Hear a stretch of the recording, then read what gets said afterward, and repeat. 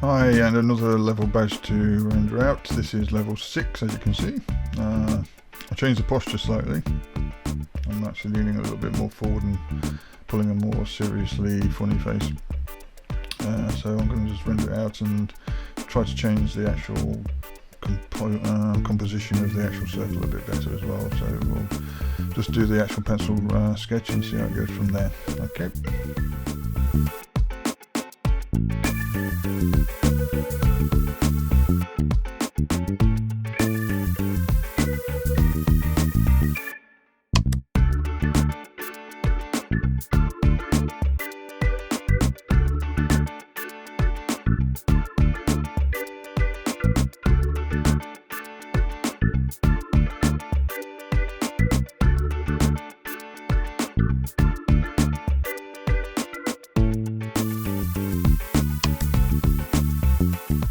Okay, this is the pencil sketch part finished of level 6 badge.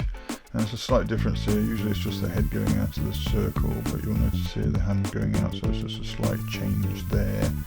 It's also changed the posture as well. It's more forward and this shoulders up.